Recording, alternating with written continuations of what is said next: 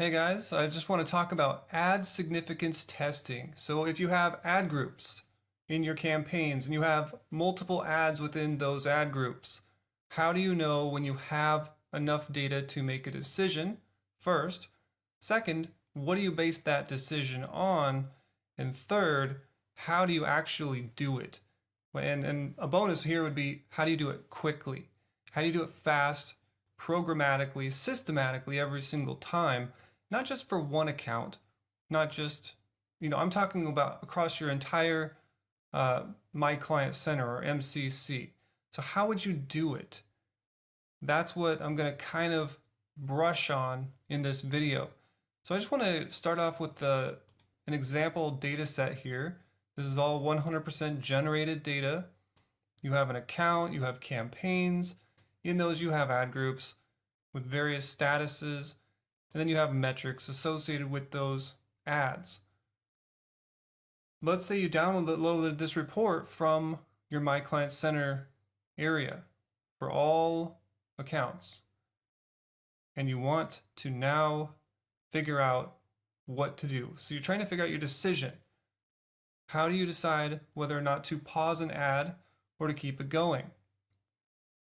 In my opinion, there's really two criteria you want to focus in on: click-through rate or conversion rate. Which one of those you choose is really up to you. Depends on your goals. It depends on if you're really seeing a lower CPC with the higher click-through rate ad. And more importantly though, clicks aren't everything. If that ad is converting, then that's another story. But you could get, I've seen it where I put an ad up there. It had a very high click-through rate, very low conversion rate. So would I favor a bunch of people clicking my ad and not converting versus maybe a lower click-through rate ad that might pre-qualify a user or a visitor a lot better than the high click-through rate ad? In my opinion, I would choose the lower click-through rate, higher conversion rate ad. But that's just my opinion. Some people are all about click-through rate, and they believe that if I just keep getting a higher click-through rate, regardless of how I'm getting it, then Google's going to reward me, pat me on the head and say, here you go, here's a lower CPC. That's, in my opinion, foolish.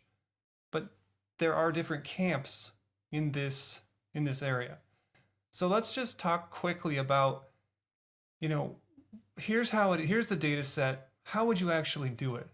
And how you actually would do it comes down to whether or not you know a little bit of statistics and which statistical test to apply. And this area can get kind of murky, especially since, and this is a frustrating part, when you go and you actually search for, some formulas, you're going to say, oh, okay, do I just need to do the mean? There's so many different formulas out there with different variations. Some of them mean the same thing. Some of them don't. So anyways, I'm just going to show you an example here. I'm going to use Python here real quick. And let's just do a basic example so we understand a little bit about statistics. Import stats models.api as sm. So this is just Python. You don't need to know any of this. I just want to demonstrate statistics for you with Python. Okay. So we have this library. It's called stats models. And what we can do is we want to create a proportion. So let's say the number of successes. In fact, let's just choose one of these here. This first ad here has 42 conversions. So S will stand for success. We'll say 42. And then the number of trials. The number of trials here is not impressions. It would be impressions if we were worried about click-through rate. But let's say we are more concerned about conversion rate. We want to visualize this 16.25 or 16.28% conversion rate. So for N, what we would do is we say N is equal to clicks, because that is part of the calculation for the conversion rate. Okay, so then I say P, so this will be the proportion. The proportion of people that actually clicked versus the people that actually converted. So that's just a simple, we just say S, the number of successes, divided by N. And P should equal 16.28. And it does. Okay, so that's not surprising. That's actually just the conversion rate. Now what we do is we say, I want to see the normal distribution of this. And a normal distribution for a proportion is, well, I'm just going to go ahead and do this. From scipy.stats import norm. And then I'm going to just get a z-score. So I say norm dot ppf. I don't really know what ppf stands for, percentage point f, I don't know, doesn't matter. And what we want to say is basically, without getting into alphas and confidence levels, we just want to say, imagine we have a two-tailed test. If you've never done stats, that's going to be like, okay, what's a tail? But basically, just imagine you have a distribution, a randomness of points kind of clustered around a midpoint, let's say. And then we want to basically have a 95% confidence in where those points might lie within that distribution. And when I heard the word distribution when I was doing stats, it went right over my head. I glossed right over it. But I want to kind of show you what a distribution is. So let's say, just follow along 0.975. And the reason it's 9.75 instead of 0.95 is because we take that 95% confidence, we say, okay, there's still 5% left for that total 100%. And since it's a two-tailed test, we want to test for a difference. We're going to divide that number, that 0.05, by 2. That's basically it. And when you do that, on the high end of the tail, it's 0.975.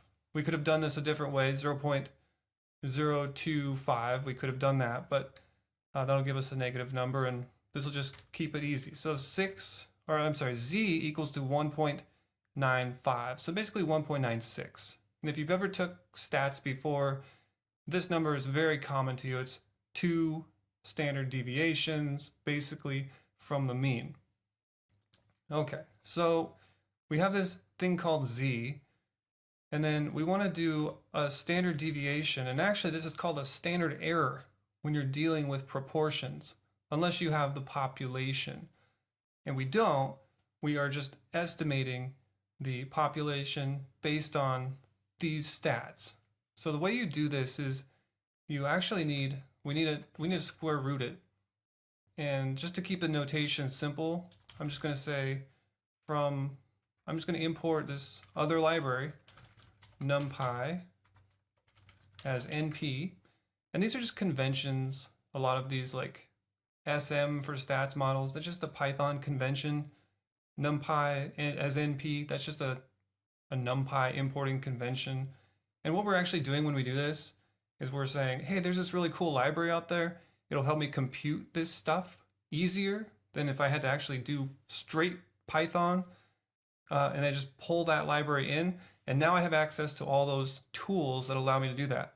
So what I mean is like numpy.sqrt. Okay, so now I can do a square root. I can do a square root without it, but the notation with Python looks a little bit weird. I want to keep this simple. So then what we want to say is the p, so the probability of success, basically the conversion rate, and we multiply that by 1 minus p. And then once we have that, we divide this by n. N is 258 in this example, and then we square it. So that right there is actually called our standard error, but I'm just going to call it STD for short. Okay, so we have standard error, and we have our mean, and we have our z. So here's how we create a confidence interval. What does that mean? That means from p, right here, 0.163, our conversion rate, we want a 95% confidence interval of the points that would fall around it.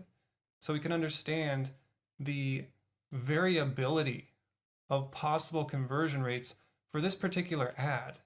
So we want to see how statistically relevant this ad is.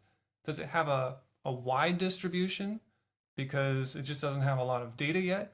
Or do we have a good amount of data to really understand if we keep this ad running going forward, how will it do from now until the future? Theoretically, things change, but the idea is theoretically, if we keep it running, how's it going to perform?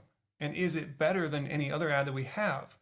So here we just say P, and we're going to say plus Z times the standard error. So it's saying whatever P is plus the Z score, and then that's what we get. So we have P, and then we're going to do P minus Z times the standard error. So those numbers. So how do we check that? How do we know if we did that right? And how do we know even what these mean? Oh, numbers, wow, that's really fun, right? So what we can do is say stats models dot, we could import stats prob confidence interval. And then here we can just say the count. So this is actually the count of successes. So for that we put S. N is the number of observations. N alpha is still 0.05. And then the method here is a normal distribution. So we're just going to keep it very simple like that. This is going to return a confidence interval just so we can check our math, make sure it makes sense. We'll just say L lower upper. So lower, upper, and you see that those numbers match, right? 2078, 2078, 1177, 1177. So what does that mean though? How do we visualize this? Well, I'll help you visualize it right now. Import matplotlib.pyplot as PLT. So this is just a plotting library, just helps us visualize things.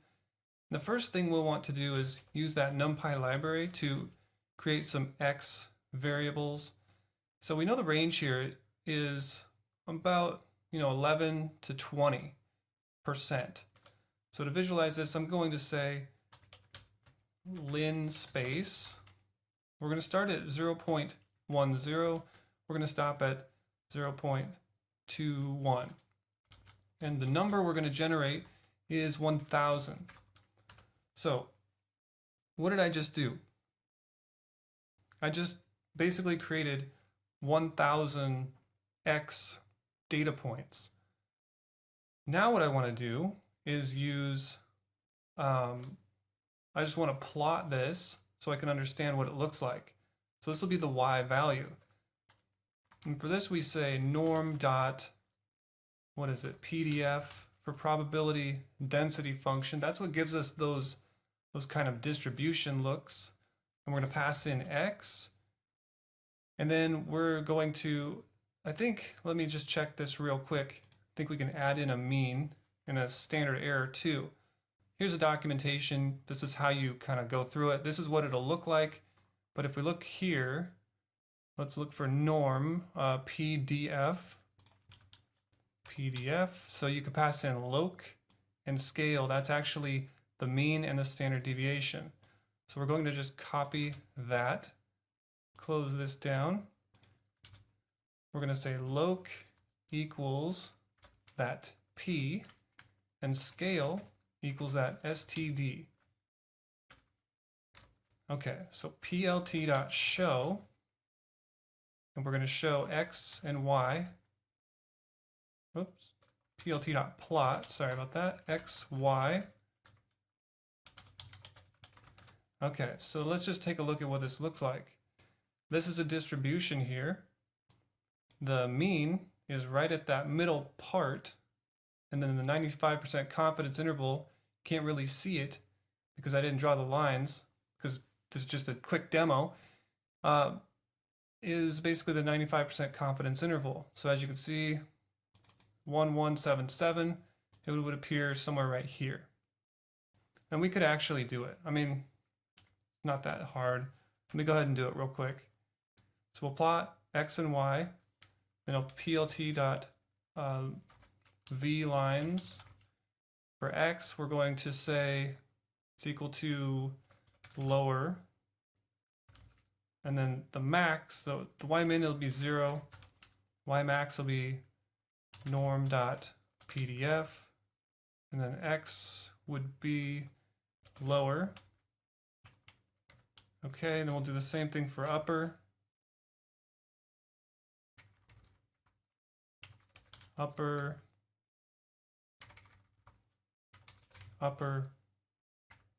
Then we'll do the mean too. plt.v lines. And for this, we'll just pass in p. We'll say 0 norm.pdf p. Okay, so, well, for whatever reason, it didn't actually do it, but see those dark points there? That's exactly where it would be. Right there. So this would be the 95% lower bound, and this would be the 95% upper bound. And this area here is where we expect 95% of our conversion rates for this ad to actually appear. So, you know, that's kind of a quick crash course on statistical probability.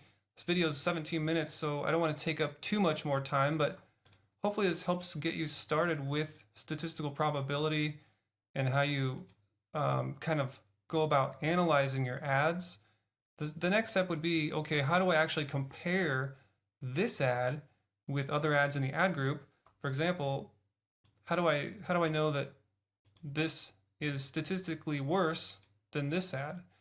And just judging by the conversions, you can see that they're pretty close, and but they have drastically different click-through rates. So how do you actually go about analyzing all that? That's kind of what my course, it's just going to be a brief crash course I'm putting together, is going to talk about. It's going to show you how to not only do this, but also understand it, and also have the ability to do it not just in one single account. You can just in one account, but if you have an MCC that you manage, you can do this across all of your ads in your entire MCC at one pass. And so that's kind of the goal of the ad statistical significance course that I'm going to put together here. If you like this video, give it a thumbs up. Hopefully you got a little bit of understanding. I know statistics is something like you probably did way back when, but if you're going to do paid search on behalf of clients, you really do need to understand at least basic statistics, and especially how to make ad, pause, or enable decisions based on certain criteria. Thanks a lot. I'll see you soon.